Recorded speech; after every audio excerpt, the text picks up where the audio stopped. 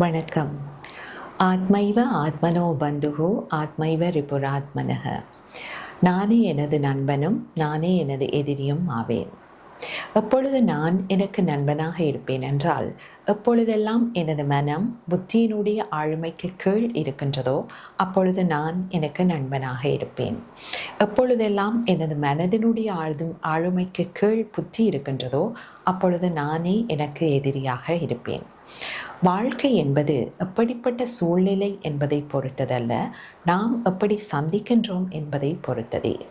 நமது புத்தியின் கீழ் மனம் இருக்கும்போது வாழ்க்கையினுடைய பிரச்சனைகள் எல்லாம் நமக்கு சூழ்நிலைகளாக தென்படும். நாம் தீர்வை நோக்கி செயற்படுவோம்.